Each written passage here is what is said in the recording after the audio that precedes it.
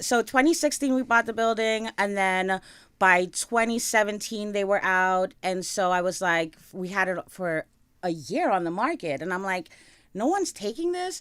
And I felt like it was a beautiful location. It just was, no one wanted it. Off the beaten path. Off the beaten path, right? But then I knew by the end of 2018, if nothing was done, I had to do something because I'm losing money. And so I kind of tell everyone that I fell into the world of wine and spirits. It wasn't something that this was my passion, this was my dream, but I wouldn't have it any other way otherwise. Now, something else that you did that was off the beaten path is you also wanted to highlight Black-owned brands in this store. And I think this is such an important thing because in the spirits business, you see that it's such a challenge and a struggle to be able to, even if you're not a Black-owned brand, you know, to stand out and to survive in that space. But for a Black-owned brand, it can be even harder. Absolutely. For me, I felt like there was no representation of women-owned brands on the shelf. I mean, there were women-owned brands, but I would go into stores and I would say, hey, what do you have from like a women's point of view, or what do you have that's Black owned? And they would look at me like, that doesn't exist. And I'm like, why doesn't it exist? We have all these Italian wines.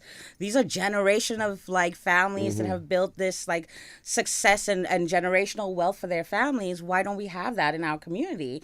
And so for me, I wanted to make sure that we could represent that on our shelves, and also too to be able to kind of set us apart from what was already on the market.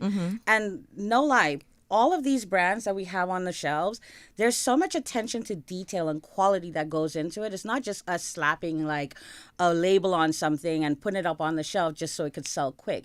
It really is about like spending time nurturing these brands and creating like the most amazing products.